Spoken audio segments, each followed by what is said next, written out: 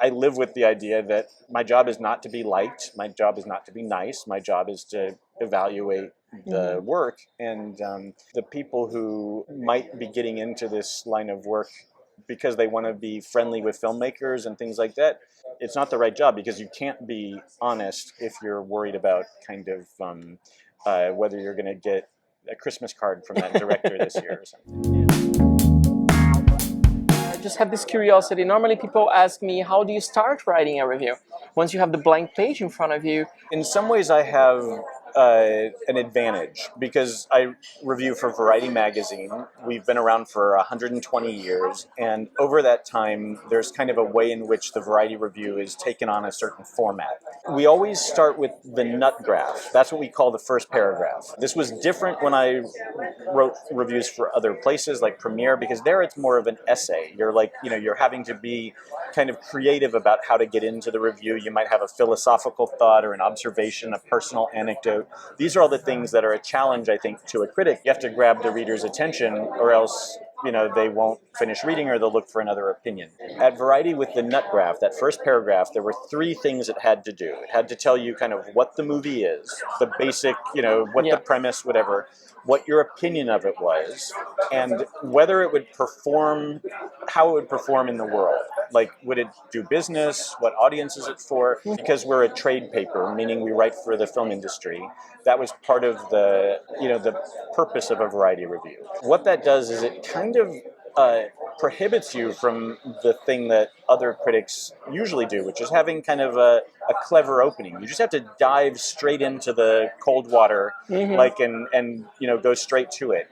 And it forced you to do something that I think critics don't always do enough of, which is like communicate your opinion of the movie right up front. Okay. There are sometimes you'll get to the end of a review that someone's written and you'll be like, I still don't know what they think. I mean, it's sort of the purpose of a review is to say that, but there was something that kind of obliges them to. Sometimes I look at a blank page and I'm just kind of stuck. What if I just either do one of 2 things? Either just say what the movie is straight away, instead of trying to get overly difficult or difficult to yourself, like instead of trying to get fancy.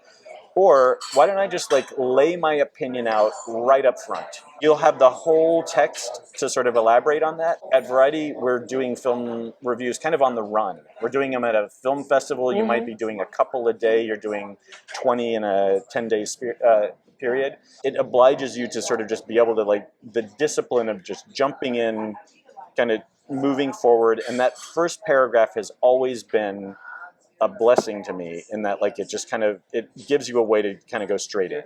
What do you think, I know it's kind of a broad question, but what do you think makes a good film critic or makes a good review? What do you think must be there in order for us to consider this is a great piece of film criticism? First and foremost is taste. I mean, that's, I think those of us who are fortunate enough to do this for a living, and it sometimes feels like a shrinking profession. As a reader, you want to feel as if that person's opinion means something. It doesn't have to be the same as yours. Some of my favorite critics are the ones I disagree with the most, because you're having that argument with them, but there's something consistent. I think that's probably, when I talk about taste, it's over time, over having read someone, you start to understand where they're coming from. And there's something which is actually a very genuine curiosity I have regarding our responsibility as film critics towards bad or really bad films. Something that happens a lot in Brazil, and I notice with friends, is that sometimes we watch those really bad films. Of course they exist, they're out there, and just say, I'm not going to write about it, I'm not going to waste my time writing about it, I might see these people in film festivals again, it would be a very awkward relationship, and then you just don't write about it. And sometimes I feel, well, maybe we should, maybe that's part of our role, but how do you feel, what's the responsibility of a film critic facing a really bad film? That's interesting, because there are just more films out there than ever. There's probably less budget than ever, and so you have to be selective. For decades, Variety reviewed every movie that opened in theaters in LA. Now that's not even the situation anymore. You have streaming. There's just too many. You can't get to everything, and I think that there's a natural selection process that goes out. So what you're talking about is something we see when you go to a film festival, and there's 120 new movies, and the cinematographer just changed the lighting I on know. us. Continuity problems. When you go to a film festival and there's 120 new movies and your budget says you can do 10, or your schedule or whatever, like I don't think there's anything compromised about a critic saying, well, I'm going to use those 10 I have to sort of like focus on the ones that have merit. That said, there is something compromised if the reason they're not touching the bad ones is because they're worried about a relationship, or it's a conflict of interest seems to be starting to enter the picture, especially if readers expect to see reviews of things and they're asking themselves, why aren't they there? And the answer is kind of like, well, I want to be nice, or I'm worried about not being invited to the studio's next film. Like, these are all legitimate concerns, but I do think that there's a feeling right now that, and it's not brand new, but I think it's more acute than ever. There's a feeling that like cinema is in danger, or is like threatened. I think of it a little bit if you're reviewing movies at a film festival, like are you strangling or smothering the baby in the cradle? Like when it's just starting out in its journey and whatever. And unfortunately, that is the job sometimes. And you were talking about cinema being in danger, and we always have this perception that film criticism is in danger. We always talk about the crisis of film criticism. It feels like forever, and we say, "Oh, no one reads long articles anymore. No one reads at all. We're facing AI. We're being challenged by influencers who, don't do anything remotely close to film criticism." Do you perceive this as being real or overblown? It is real, but I'm not as negative on it maybe as other people are. I think we're on the cusp of another turbulent moment. Like this summer we had a handful of the biggest critics in America, like 4 of them all lost their job within the month of August. And Chicago no longer has a full-time film critic. So we look at that situation and it's clear there are danger signs, That said, like, I think film criticism in some ways is healthier than ever. By which I mean, like, the average person, because of having been exposed to critics, the way that Rotten Tomatoes is kind of, it dilutes things, but it also becomes like part of people's experience of deciding whether to see a movie. But things like the commentary tracks and behind the scenes things on DVDs, that's already 20, 25 years ago, that that was really meaning that people suddenly understood the language of filmmaking and kind of understand the process. And so the average person, I think, is much more sophisticated in their understanding of movies. I think a lot of writers who didn't require the gatekeepers of having an editor, having a magazine hire them, found a way to share their voice online, and maybe they're not making a living at it. That's the thing that's really in danger, is like the profession of film criticism. But the art of film criticism, I think, is thriving in a way that we have more voices.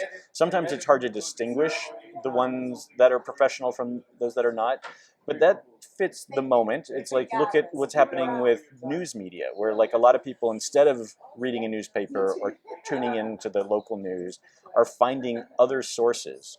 There are all sorts of problems that come from that, credibility, but it also brings, expertise or people who are specialists in certain things in place of the newscaster. I mean, one of the hardest things as a film critic is to be an expert on everything.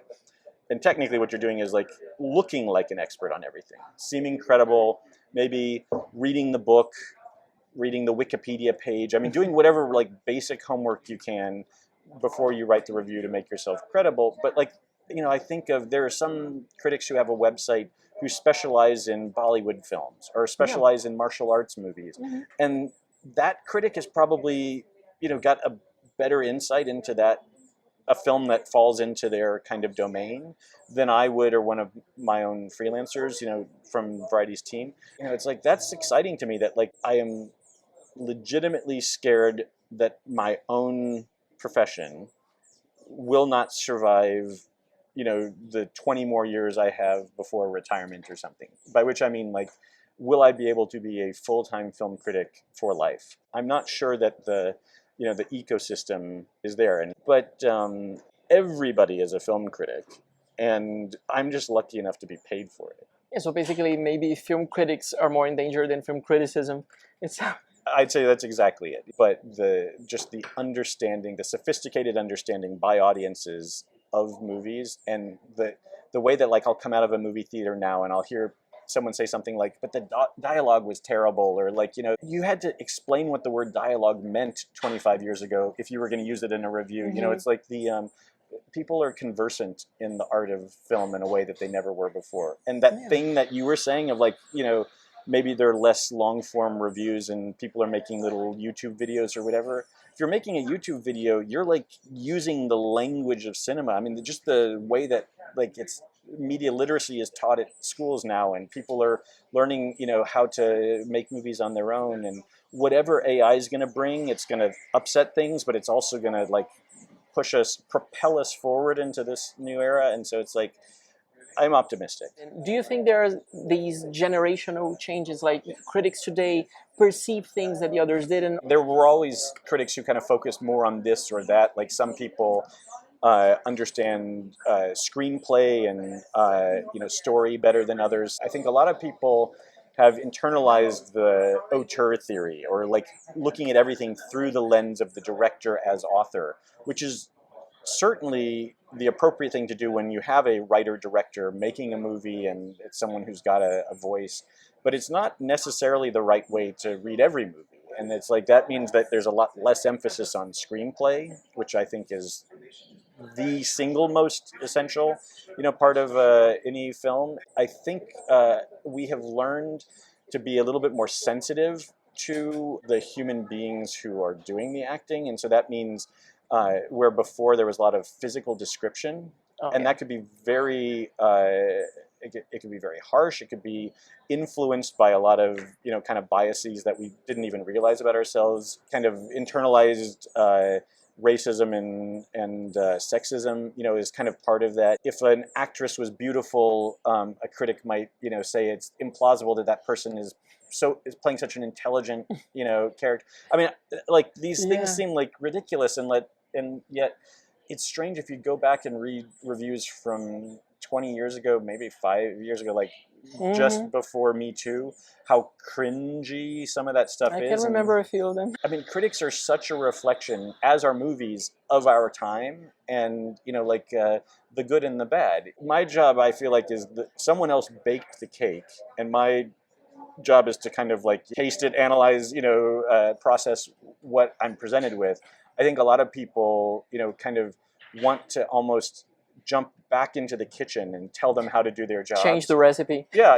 And it's like, I mean, I understand like that's coming from an idealistic point of view. It's in some ways commendable. In some ways it's beyond the scope of my job. But there are definitely changes that have been happening. Yeah. Listen, thank you very much. Sure.